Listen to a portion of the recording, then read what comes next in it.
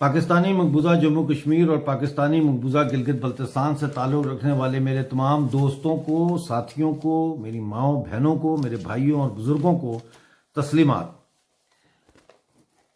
आज आपसे एक अहम मौजू के ऊपर बात करने के लिए हाजिर हुआ हूँ। साथियों, बरे सगीर के मारूजी हालात जिस कदर तेज़ी से पैंतरे बदल रहे हैं, वो आलमी सरमायादारी निज़ाम की बेकाबू होती हुई जंगी मुकाबलाबाजी की गमाज है। पाकिस्तानी मकबूजा जम्मू कश्मीर और पाकिस्तानी मकबूजा गिलगित बल्तिस्तान इस जंगी मुकाबलाबाजी में फ्रंट लाइन बन चुकी हैं। जिस कदर बेदर्दी से मज़कूरा बाला मकबूजा इलाका जात के कुदरती वसाइल की लूट मार गुज़िश्ता 73-74 सालों से जारी थी, उसमें अब गैर मामूली तेजी देखने में आ रही है। पाकिस्तानी मकबूजा जम्मू कश्मीर में इस वक्त 13 ब्रिगेड पाकिस्तानी फौज और पाकिस्तानी मकबूजा गिलगित बल्तिस्तान में पाकिस्तानी फौज के साथ साथ चीनी फौज की मौजूदगी इस खित्ते की दफाई और इक्तसादी अहमियत को पहचानने के लिए काफी होना चाहिए। गौर से नजर दौड़ाएं, पाकिस्तान ने जिन इलाकों पर 1947 में जबरन या धोखे से कब्जा किया था, वहां आज आजादी की तहरीकें माजी के मुकाबले में ज्यादा जंगजुआना कैफियत में ढल चुकी हैं। खैबर पख्तूनख्वा, बलूचिस्तान, सिंध में कम या ज्यादा शिद्दत के साथ पख्तून, बलोच और सिंधी अवाम पाकिस्तानी फौज के खिलाफ हथियार उठा चुके हैं। पंजाब में फौज के खिलाफ नफरत का इजहार पाकिस्तान डेमोक्रेटिक अलायंस के जलसों में होने वाली बागियाना तकारीर और पंडालों से बुलंद होने वाले फौज मुखालिफ फलक शगाफ नारों की गूंज में सुनाई दे चुकी है। इन हालात में आजाद कश्मीर और गिलगित बल्तिस्तान के इनकलाबी अवाम के लिए मजीद खामोश रहना कतन मुनासिब नहीं होगा। जमहूरी निज़ाम सिर्फ उस वक्त तक कामयाबी से चल सकता है जब इसमें मंदरजा झैल 4 अनासर शामिल हों। अव्वल, मुस्तहकम इक्तसादी निज़ाम। दोम, वसी पैमाने पर रोजगार के मौके। सोएम, बेरोजगारी का खात्मा। और चहारम, कसीरुल कौमी रियासतों में बराबरी की बुनियाद पर कौमी हकूक की मुकम्मल बाजियाबी और मुकम्मल तहफ़्फ़ुज़। नजर दौड़ाएं, खोज लगाएं कि इन 4 अनासर में से कौन कौन सा अंसर पाकिस्तान में मौजूद है। एक भी नहीं। पाकिस्तान की मुआशी ग्रोथ -4 तक जा गिरी है और IMF समेत दुनिया भर से कर्जे लेकर सरकारी मुलाजमीन हत्ता के फौज के जवानों को भी तनख्वाहें कर्जे की रकम से अदा की जा रही हैं। रोजगार के मौके तो दरकिनार, पूरे मुल्क में सरकारी मुलाजमीन को नौकरियों से फारिग किया जा रहा है। वसी पैमाने पर सनतकारी और ज़राई शोबा में गिरावट के बायस बेरोजगारी में मुसलसल इजाफा हो रहा है और कौमी हकूक का कहीं कोई सुराग नहीं, बल्कि उल्टा कौमें अपने हकूक के तहफ़्फ़ुज़ के लिए बंदूक उठाने पर मजबूर हो चुकी हैं। साथियों, खैबर पख्तूनख्वा में पश्तून तहफ़्फ़ुज़ मूवमेंट ने फौज के मजालम को पूरी तरह से बेनकाब कर दिया है। इस वक्त जनूबी और शुमाली वजीरिस्तान में गैर एलानिया फौजी ऑपरेशन जारी है। बलूचिस्तान में मिलिट्री ऑपरेशन चल रहा है और सिंध को रेंजर्स और फौज के हवाले कर दिया गया है, जबकि आजाद कश्मीर और गिलगित बल्तिस्तान में हजारों की तादाद में फौज मौजूद है जो बंदूक के जोर पर हमारे जमीनी वसाइल और दरियाओं का बलात्कार यानी कि रेप कर रही है। तो फिर हमें क्या करना चाहिए, हमें कैसे करना चाहिए और हमें कब करना चाहिए? ये वो 3 सवाल हैं जिनका जवाब देना हमारे लिए आज इंतहाई जरूरी हो चुका है, ताकि तारीख ने हमें जो लम्हात आज अता किए हैं वो हम जाया ना कर दें और सदियों तक हमारी आने वाली नस्लें हमारी गफलत की सजा ना भुगतें। हमें क्या करना चाहिए? साथियों, इस सवाल का जवाब उस वक्त तक हासिल नहीं हो किया जा सकता जब तक एक और सवाल ना उठाया जाए, और वो ये कि हम आज जिस हाल में हैं इसके मुहर्रकात क्या है। तकसीम हिंद के वक्त 1947 में भारत की कुल 560 से ज्यादा प्रिंसली रियासतें थीं। उनको ये चांस दिया गया था कि वो चाहें तो भारत में शामिल हो जाएं, चाहें तो पाकिस्तान में शामिल हो जाएं और चाहें तो आज़ाद रहें। ये सरदार पटेल की सुबक रफ्तार डिप्लोमेसी और जीरक सियासी वुसअत नज़र का कमाल था कि उन्होंने सबको भारतीय रियासत में शामिल होने पर आमादा किया। ताहम रियासत जम्मू कश्मीर के महाराजा हरी सिंह ने पाकिस्तान के साथ मुआहदा जू का तू किया, यानी स्टैंड स्टिल एग्रीमेंट, लेकिन इसके बावजूद पाकिस्तान ने 22 अक्टूबर 1947 को रियासत पर हमला कर दिया और जबरन मगरबी जम्मू और बाद में गिलगित बल्तिस्तान पर भी कब्जा कर लिया। रियासत को पाकिस्तान से बचाने के लिए महाराजा हरी सिंह ने 26 अक्टूबर 1947 को भारत के साथ मुआहदा इल्हाक किया और यूं बाकी 560 रियासतों की तरह हम भी भारत की रिपब्लिक का हिस्सा बन गए। लेकिन हमारी रियासत के मगरबी इलाके जो आज आज़ाद कश्मीर के नाम से जाने जाते हैं और गिलगित बल्तिस्तान आज भी पाकिस्तान के नाजायज कब्जे में है।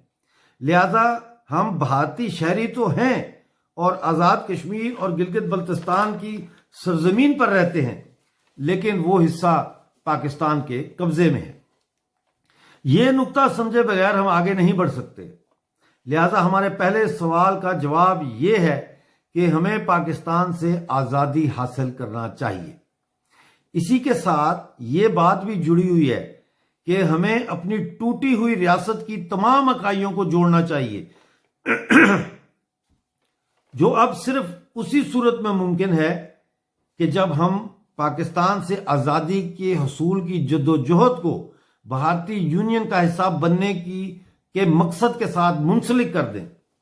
इस नुक्ते पर वाज़ेह मौक़िफ़ इख्तियार किए बगैर हम दूसरे सवाल की तरफ नहीं बढ़ सकते। दूसरा सवाल ये था कि हमें कैसे करना चाहिए। इस जवाब के दो हिस्से हैं, या दो अंसर या दो एलिमेंट्स हैं। पहला यह कि पाकिस्तान से आज़ादी के हसूल के लिए जद्दोजहद के तमाम मुमकिन तरीकों को ज़ेरे इस्तेमाल लाना होगा। आज़ाद कश्मीर और गिलगित बल्तिस्तान में चलने वाली इक़्तिसादी मुतालबात के गिर्द घूमती हुई और आईनी हकूक़ के लिए मुजाहरों और तहरीकों को इक़्तिसादी मुतालबात की घटिया सतह से बुलंद करके आज़ादी की लड़ाई की आला सतह पर लाए बगैर हम पाकिस्तान से आज़ादी की तहरीक की शुरुआत भी नहीं कर सकते। साथियों, आज़ाद कश्मीर और गिलगित बल्तिस्तान में आटे की किल्लत, पानी की नायाबी, दरियाओं के रुख तब्दील करके पंजाब के लिए हाइड्रो पावर प्रोजेक्ट्स की तामीर, जंगलात की नाजायज कटाई, तनख्वाहों में इजाफा और महंगाई के खिलाफ होने वाले मुजाहरों को रियासत से टकराने वाली जंगी बगावत में तब्दील करना आज का वो सियासी मैनिफेस्टो होना चाहिए जो पाकिस्तानी रियासती गुलामी से आज़ादी की चिंगारियां बन जाएं, जिनको जोश और वलवले की हवाओं से ऐसी बगावत की आग में तब्दील किया जाए जो हमारी गुलामी की जंजीरों को पिघला दे। इसी तरह आईनी हकूक के मुतालबात को, हमारी गुलामी को कानूनी शक्ल देने की साजिश तस्वर करते हुए आईनी हकूक के मुतालबे की जगह मुकम्मल आज़ादी के नारे को बुलंद किए बगैर तहरीक आज़ादी में शऊर को जमहूरी शोबदाबाजी से छुटकारा नहीं दिलवाया जा सकता और ना ही तहरीक आज़ादी को रुख दिया जा सकता है। याद रखिए, काबिज फौज से जंग लड़े बगैर महकूम कौम कभी आज़ादी हासिल नहीं कर सकती। ये वो सच है जिसे हमें खंदा पेशानी से कबूलना होगा। आज़ादी का हसूल इखलाकी जवाज का बैन करके या इंसानी हकूक के इदारों के आगे गिड़गड़ाने से कभी हासिल नहीं हो सकता, लेकिन जंग आज़ादी की तैयारी के लिए ज़रूरी है कि दुश्मन के सकाफती बयानिया के गलबे को चैलेंज किया जाए। दुश्मन के सकाफती बयानिया के गलबे को मिसमार किए बगैर महकूम कौम अपने ऊपर मुसल्लत हुक्मरान तबके के फैलाए जाली इखलाकी जवाज की धज्जियां नहीं बिखेर सकती। और जब तक दुश्मन के सकाफती, सियासी, मजहबी, इखलाकी बयानिया से आमने सामने आकर टकराया नहीं जाता, तब तक जमहूरी ख्वाहिशात को इनकलाबी जज्बात में तब्दील नहीं किया जा सकता। महकूम कौम के लिए जमहूरियत का वावेला अफ्यून का काम करती है। जबकि इनकलाबी जज्बात महकूम कौम के लिए जहनी तौर पर उसे बगावत पर आमादा करने में कलीदी किरदार अदा करते हैं। लिहाजा पाकिस्तानी हुक्मरानों की पंजाबी सुन्नी ब्रांड वाली इस्लामी सकाफत को आज़ादी की लड़ाई की रवायत से तब्दील करना होगा। इसी तरह पंजाबी सुन्नी ब्रांड की इस्लामी सकाफत की जगह भाईचारे की इनकलाबी सकाफत को अपनाना होगा। इनकलाबी सकाफत मर्द और औरत की इनकलाबी जदोजहद में बराबरी, मुआशी इस्तेसाल के खात्मे, मजलूम तबकात की सियासी बालादस्ती और समाजी जबर के खात्मे से इबारत है। इनकलाबी सकाफत फरसूदा ख्यालात और इस्तेसाल को फितरत और किस्मत का लिखा कहने के मजहबी अकायद से बगावत करने से तरतीब पाती है। इनकलाबी सकाफत सियासत को ऐवान बाला से बाहर निकालकर सड़क पर लाने से कायम होती है। इनकलाबी सकाफत मजहब को रियासत से अलहदा करके तोहम परस्ती को साइंसी तज्जिया के हुनर से मुसल्ला करने से पैदा होती है और इनकलाबी इखलाकियात औरतों और कमजोर तबकात पर समाजी जबर के खात्मे से इबारत होती है। साथियों, आते हैं तीसरे सवाल की तरफ, कब किया जाए। साथियों, जिस रफ्तार से चीनी साम्राज्य हमारे खित्ते में फैल रहा है, इसके नतीजे में हम दोहरी गुलामी के दौर में दाखिल हो रहे हैं। पाकिस्तान के साथ साथ अब हम चीन की हाकमियत का भी सामना कर रहे हैं। पाकिस्तान के साथ साथ चीन की हाकमियत का सामना हमारे लिए एक ऐसा लम्हा फिक्रिया है कि जिसको हम दरगुजर नहीं कर सकते। अमेरिका का जनूबी चीनी समुद्र और साउथ चाइना सी में जापान, फिलीपीन, चीन और दीगर नेटो ममालिक के साथ इज्तिमा अब हकीकत का रूप धार रहा है।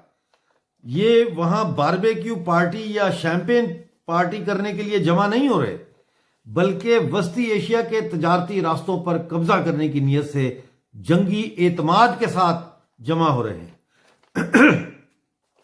मैं आपसे पूछता हूं कि यह रास्ता कहां से गुजरता है।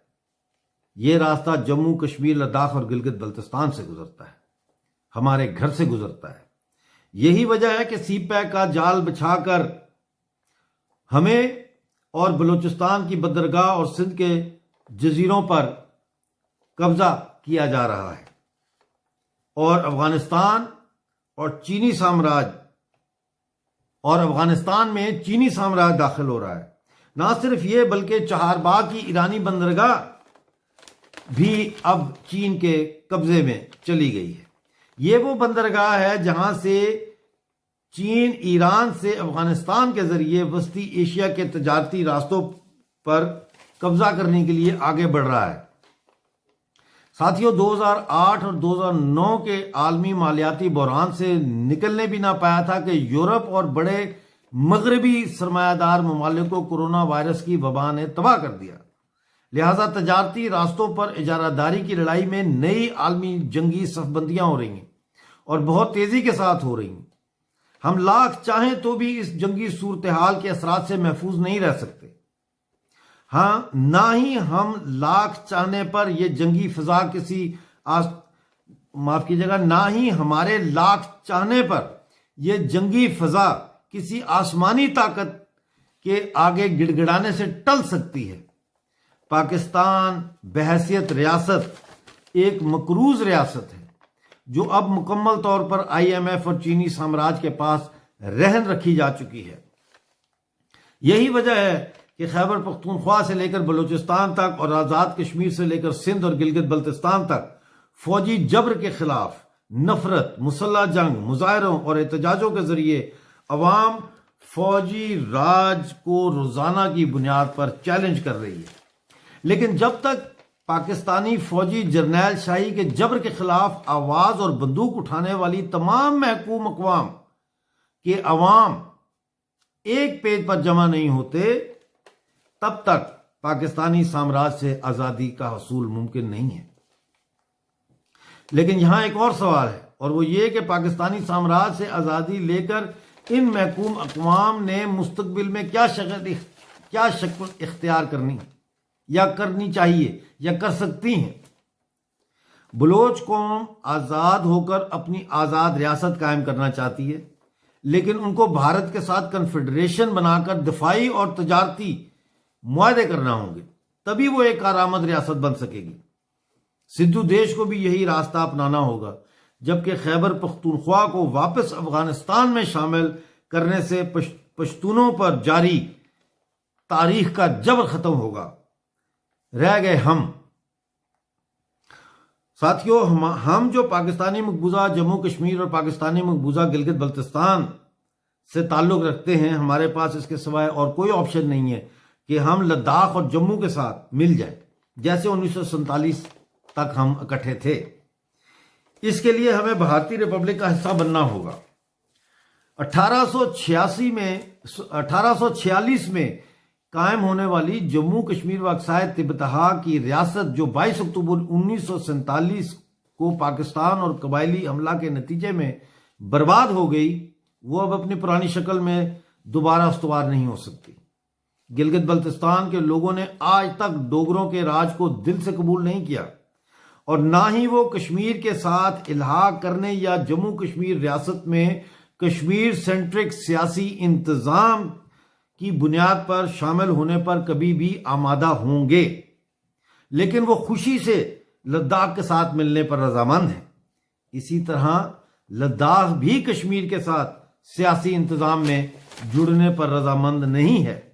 यूनियन टेरिटरी बनने के बाद लद्दाख में अवाम ने जश्न मनाया। रह गए आज़ाद कश्मीर के लोग, तो वो तारीखी तौर पर जम्मू का हिस्सा है और हमारे लिए यही अच्छा है कि हम मजहब और फिरका वरायत के जहर और दो कौमी नजरिया की गलत सोच और फिक्र और जाली फलसफे से अपने शोर को पाक कर दें और जम्मू से जा मिलें। यकीनन इसके लिए हमें भारतीय रियासत में शामिल होना पड़ेगा। मज़कूरा बाला में मैंने जो बयानिया पेश किया है, ये वक्त इस बयानिए पर एक नए इलाकाई अवामी जंगी इत्तेहाद की तश्कील का वक्त है। जी हाँ, पाकिस्तान और चीनी साम्राज्य के खिलाफ खित्ते के अवाम के माबैन जंगी इत्तेहाद के क़याम के बगैर हमारे लिए दूसरा रास्ता सिर्फ मौत है। तशख़्ख़ुस की मौत, जुबान की मौत, सकाफत की मौत, तारीख की मौत, समाज की मौत और तरक्की के तमाम रास्तों की मौत। पाकिस्तानी रियासत एक ऐसा डूबता हुआ बहरी जहाज है साथियों, जो अपने डूबने के साथ साथ उस पर सवार अपनी उन कौमों को भी लेकर डूबेगा, बल्कि डूब रहा है। इसलिए यह वक्त फैसले का वक्त है। यह वक्त है यह फैसला करने का कि हमने डूबना है या हमने अपनी बका की लड़ाई लड़ना है, हमने जीना है। ऊपर मैंने जनूबी चीनी समुद्र, साउथ चाइना सी में जमा होने वाली आलमी ताकतों का जिक्र करते हुए भारत का नाम नहीं लिया था। इसकी वजह यह है कि हमारी तकदीर और हमारा मुस्तकबिल भारत के साथ वाबस्ता है और जनूबी चीनी समुद्र में भारतीय बहरी बेड़े वो वाहिद बहरी जंगी कुव्वत होगी जो मंडियों पर कब्जा करने के लिए नहीं, बल्कि मंडियों को भेड़िया सिफ्त चीनी और मगरबी साम्राज्य ममालिक की चीड़ फाड़ से बचाने का किरदार अदा करेगी या कर सकती है। साथियों, हमें इस खित्ते में इनकलाब करके करोड़ों गरीब इंसानों को सरमायादारी निज़ाम के बेलगाम और भयानक इस्तेसाल से बचाना है और इलाकाई सतह पर सनातनी इश्तराक का इक्तिसादी निज़ाम कायम करना है। हमें अपने कौमी मसले को हल करने के लिए पाकिस्तान से छुटकारा पाने के लिए वसी बुनियादों पर अवामी जंगी इत्तेहाद कायम करके पाकिस्तानी रियासत और फौज से टकराने के लिए फौरी तैयारी शुरू करने की जरूरत है और यह हदफ हासिल करने के लिए हमें अब एक लम्हा भी जाया नहीं करना चाहिए। हमें पाकिस्तानी मकबूजा जम्मू कश्मीर, गिलगित बल्तिस्तान, खैबर पख्तूनख्वा, बलूचिस्तान और सिंध की अवामी जंगी और अवामी सिविल तंजीमों से राब्ते कायम करके एक मुल्क गिर अवामी जंगी सेंट्रल कमांड के क़याम की कोशिश में तमाम तर शऊरी और जिस्मानी कुव्वत सर्फ कर देनी चाहिए ताकि पाकिस्तान से आज़ादी की जद्दोजहद करने वाली मुख्तलिफ कौमों को एक मजबूत और मुनज़्ज़म फौजी बगावत के लिए तैयार किया जा सके। ये अवामी जंगी इत्तेहाद कौमों के दरमियान बराबरी की बुनियाद पर ही कायम हो सकता है। ये अवामी जंगी इत्तेहाद एक नया पाकिस्तान बनाने के लिए नहीं, बल्कि इस इस्तेसाल करने वाले पाकिस्तान और पाकिस्तानी फौजी जर्नलों का नया कब्रिस्तान बनाने के अज़म की बुनियाद पर कायम करना होगा। तभी हम सब फतेहयाब हो सकते हैं। साथियों, अभी नहीं तो कभी नहीं, उठो के वक्त आया।